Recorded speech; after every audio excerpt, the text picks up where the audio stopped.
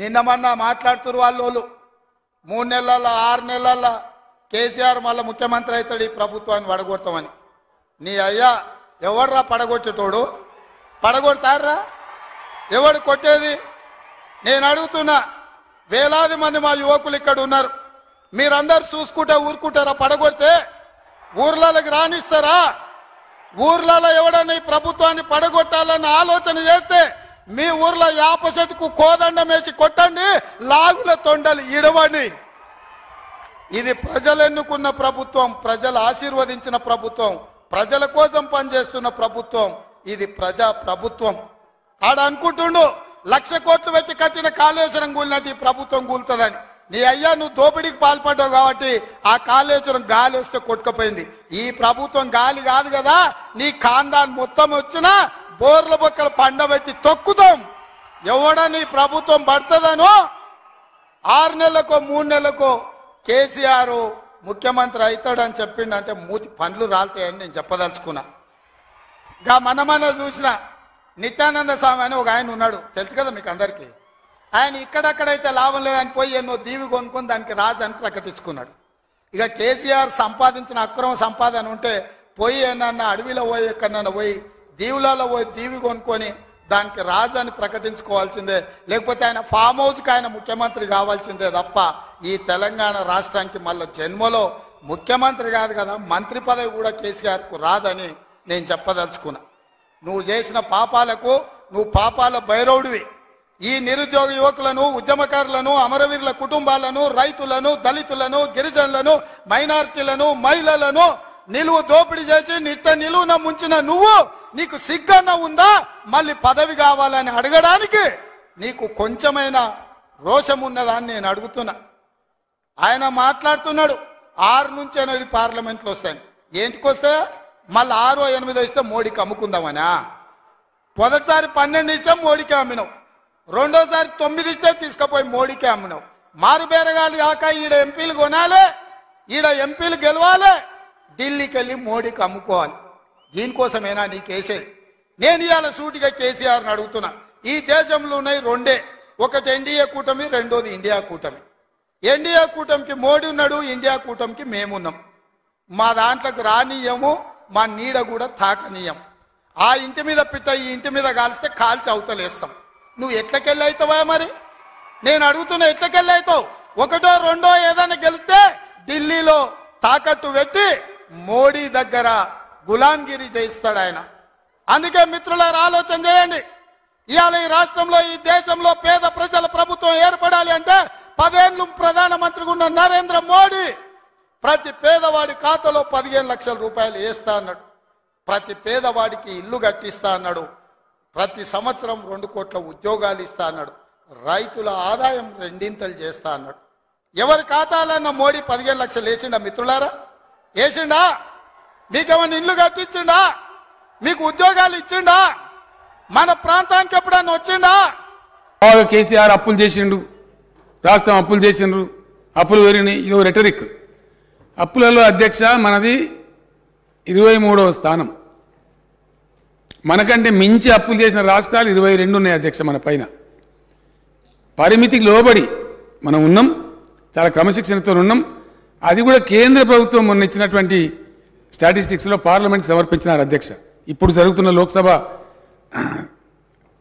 సెషన్లోనే మొన్న 3-4 రోజుల క్రితమే government of India has declared lowest అప్పులు చేసిన రాష్ట్రాలలో తెలంగాణ ఒకటి, చాలా పురోగతి సాధించిందని కూడా వాళ్ళు చెప్తా ఉన్నారు అధ్యక్ష. అతి తక్కువ అప్పులతోని మనం చాలా చక్కగా ఇవన్నీ కూడా చేసుకుంటూ పోతా ఉన్నాం. ఇవన్నీ కూడా రిజర్వ్ బ్యాంకు, ఫైనాన్స్ మినిస్ట్రీ వాళ్ళందరూ ఇచ్చేటువంటి నివేదికలలో ఉంటాయి అధ్యక్ష. లోక్సభ సాక్షి కూడా కేంద్రం కూడా ఇదే చెప్పింది. ఇవన్నీ చేసి ఈరోజు ఇంత సుస్థిరమైన ఆర్థిక ప్రగతి సాధించి, పర్ క్యాపిటా పెంచి, పవర్ పెంచి, శుద్ధమైన నీళ్లు ప్రతి ఇంటికి నల్లాతో ఇచ్చి, ఇవన్నీ చేసి తెలంగాణ సాధించుకొచ్చి అష్ట కష్టాలు పడి గత 25 సంవత్సరాలుగా ఒక యజ్ఞంలాగా దీన్ని తీసుకొని పోతా ఉంటే కాంగ్రెస్ పార్టీ నాయకులు మాట్లాడతారు అధ్యక్ష. కేసీఆర్కి పిండం పెడతాం, ఇవన్నీ చేసినందుకు నాకు పిండం పెట్టాలా? ఈ తిప్పల పడ్డందుకు ఆ పిండం పెట్టాలా? మీ వల్ల కాని పని, మీ నాయకులు ఎంతరో మంది ఎన్ని చూపి పారిపోయినటువంటి తెలంగాణ ఉద్యమాన్ని నేను భుజానేసుకొని అనేక కష్టాలు పడి దీక్షలు చేసి చివరికి నా చావు మీద తెచ్చుకునేంత ప్రయత్నంలో తెలంగాణ తెచ్చిపెడితే మీకు పిండం పెడతామంటే ఎవరు హర్షిస్తారు అధ్యక్ష? ఇదేనా సంస్కారం? ఇదొక పద్ధతి, ఇదొక పార్టీ, దీనికో లెక్కన? చాలా బాధ కలుగుతుంది అధ్యక్ష, దుఃఖం వస్తుంది. ఎందుకంటే ఏందండి నాకు అర్థం కాదు. ఇది పూర్తిగా ఎటుపడతాడు, నోరుంది కదా అని విచ్చలవిడిగా మీ పార్టీల నియంత్రణ లేకపోవచ్చండి, కానీ సంఘం చూస్తుంది కదా, సమాజం చూస్తుంది కదా. నన్ను అడుగుతున్నారు మొన్న రాహుల్ గాంధీ ఏదో ఒక మాట అందరికీ మోడీ పేరే ఉన్నదంటే 2 సంవత్సరాల జైలు శిక్ష విధించారు అధ్యక్ష. అఫ్కోర్స్ నిన్న సుప్రీంకోర్టు స్టే ఇచ్చింది, సభ్యత్వం కూడా తీసేసిండ్రు. మేము ఆ చర్యలు తీసుకోలేమానండి? మేము తీసుకోకపోదుమా? మీరు ఏదో స్వేచ్ఛ కావాలి, స్వేచ్ఛ ఇచ్చినాం. మేము చాలా లిబరల్గా ఉంటున్నాం, డెమోక్రాటిక్గా ఉంటున్నాం, అన్ని రకాలుగా బాగుంటున్నాం. లేకపోతే మీరు అట్లా మాట్లాడిన దానికి మీ తాట తీసే పరిస్థితి ఇష్యూ కాదు కదా గవర్నమెంట్ అనుకుంటే. కానీ మీరంతా ఆ విధంగా ఇష్టం వచ్చిన అడ్డగోలు మాట్లాడినా మేము సంయమనం పాటిస్తున్నాం. మేము ఇది పోలీసులు ఉసుగొలుపుతలేం, ప్రజలే తీర్పు చెప్తారు రేపు పొద్దున అనే ఉద్దేశంతో మేము ముందుకు పోతా ఉన్నాం. కానీ బాధ మాత్రం కలుగుతుంది అధ్యక్ష. ఎక్కడ ఏం చేయని వాళ్ళు తెలంగాణ ఉద్యమం జరుగుతున్న దాని మీదకి తుపాకులు తీసుకొని పోయిన వాళ్ళు మాట్లాడతారు అధ్యక్ష. ఇలా 2 పార్టీల అధ్యక్షులు అధ్యక్ష. కాంగ్రెస్ పార్టీ అధ్యక్షుడేమో రైఫిల్ తీసుకొని పోయిండు కరీంనగర్ జిల్లాకు, ఇంకో పార్టీ అధ్యక్షుడేమో అందరు రాజీనామా చేస్తుంటే ఆయన ఒక్కడు మాత్రం రాజీనామా చేయకుండా అమెరికాకు వారిపోయింది అధ్యక్ష, భారతీయ జనతా పార్టీ. ఆ ఉన్న ఒక వ్యక్తి ఎన్ఎల్ లక్ష్మీనారాయణ నిజామాబాద్ టౌన్లో ఆయన ఉండే, ఆయన రాజీనామా చేసిండు అధ్యక్ష. మమ్మల్ని నమ్మి రాజీనామా చేస్తే నేను స్వయంగా పోయి, నేను అప్పుడే దీక్ష నుంచి విరమించుకొని వచ్చిన, నాకు ఆరోగ్యం బాగా లేకున్నా ఆయన కోరిన టైంలో 4 PM రావాలని చెప్తే నేను పడుకుంటా లేసుకుంటా 4 PM పోయి వీళ్ళ ఆనాటి పెద్ద లీడర్ వీళ్ళ దాంట్లో డి శ్రీనివాస్ గారని ఆయనను ఓగొట్టి మళ్ళీ లక్ష్మీనారాయణ గారిని సిన్సియర్ గెలిపించిన అధ్యక్ష. ఇవన్నీ కూడా జరిగినాయి అధ్యక్ష, ప్రజల ముందే జరిగినాయి ఇవన్నీ. చాలా బాధ కలుగుతుంది అధ్యక్ష, దుఃఖం వస్తుంది. ఇంత చేసి పెట్టి రాష్ట్రాన్ని ఒక తొబలో పెట్టి.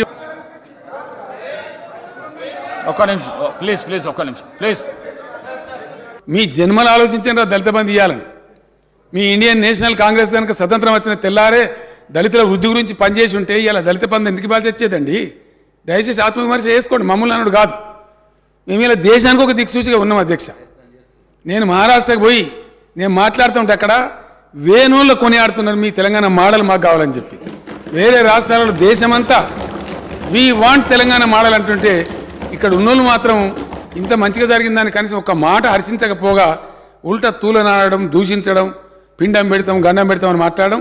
తెలంగాణ ప్రజలు నా మాటలు వింటున్న అధ్యక్ష. వచ్చే ఎన్నికలలో ఎవరికి పిండం పెట్టాలో ఇప్పుడు ప్రజలు నిర్ణయించాలి అధ్యక్ష.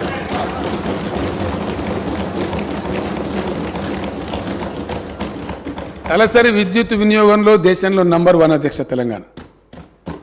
జాతీయ సగటు అయితే అసలు మన సమీపంలో కూడా లేదు, నేషనల్ యావరేజ్ చూస్తే. అతి తక్కువ సమయంలో విద్యుత్ ఎక్కడిది అధ్యక్ష? కాంగ్రెస్ హయాంలో విద్యుత్తు మొన్న కూడా వీళ్ళ కడుపుల సంగతి బయట పెట్టింది. ఇస్తామని చెప్పింది 9 గంటలు, ఇచ్చేది పొద్దాగా 3 గంటలు, రాత్రి 4 గంటలు. ఆడిపోయి షాగులు కొట్టి సావా, పాములు గారి సావా, వందల మంది రైతులు చచ్చిపోయారు అధ్యక్ష. పెద్ద దానికి ఇవాళ 24 గంటల కరెంట్ ఇస్తుంటే దాని మీద కూడా అడ్డగోలుగా మాట్లాడతారు అధ్యక్ష. వాళ్ళకున్న అలవాట్లే ఇతరులకు ఉన్నాయనుకుంటారు. ఎంత క్రమశిక్షణ పాటిస్తే, ఎంత పటుత్వంగా పనిచేస్తే ఇండియా మొత్తంలో అధ్యక్ష దయచేసి ఒక్క పాయింట్ చాలు, ఏదైనా చూడడానికి పరిశీలించడానికి కొన్ని సరిపోతాయి అధ్యక్ష. కొన్ని సూచికలు ఉంటాయి, ఇండికేటర్స్ ఉంటాయి. అన్నం ఉడికిందా లేదని మొత్తం కుండను విసుకము, ఒక గింజను విసిస్తే దాన్ని బట్టి అర్థమవుతుంది. కొన్ని ఇండికేటర్స్ చూస్తే అర్థమైపోతుంది ఏ రాష్ట్రం సంగతి. వాకిలు చూస్తే ఇల్లు సంగతి తెలుస్తుంది అన్నట్టుగా. ఎంత ఇండియా మొత్తంలో ఏ ఒక్క రాష్ట్రంలో కూడా 24 అవర్స్ పవర్ సప్లై లేదు. ఈరోజు నేను నిలబడి మాట్లాడే టైంలో no single state in India gives 24 power supply to all the sectors. అప్పుడు ఎట్లా అధ్యక్ష? కాంగ్రెస్ రాజ్యంలో పేలిపోయే ట్రాన్స్ఫార్మర్లు, వందల కొద్ది కాలిపోయే మోటార్లు ప్రతిరోజు అధ్యక్ష, ఒక రోజు కాదు. ట్రాక్టర్ కాలిపోతే పడ్డ బాధలన్నీ ఊరోళ్ళందరూ తలా 2,000 తలా 3,000 జమ చేసి ట్రాక్టర్ మీద పెట్టి ఎలక్ట్రిసిటీ ఆఫీసుల కాడ పోయి ఎలక్ట్రిసిటీ ఆఫీసుల కాడ ధర్నాలు, భయంకరమైనటువంటి పరిస్థితులు అధ్యక్ష. వీళ్ళు మాకు ఇలా పాఠాలు చెప్తామంటారు, వీళ్ళు మాకు నీతులు చెప్తామంటారు. ఇలా చాలా కష్టపడి ఈ స్థితికి తీసుకొచ్చినాం అధ్యక్ష. దీన్ని కాపాడుతున్నాం మేము. దీని మీద అపోహలు కలిగే విధంగా ఇష్టం వచ్చినట్టు మారుతారు అధ్యక్ష.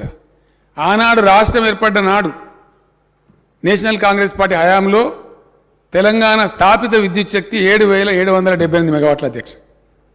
ఈరోజు తెలంగాణ ఇన్స్టాల్డ్ కెపాసిటీ 18,756 మెగావాట్ల అధ్యక్ష. అతి త్వరలో 4-5 నెలలలో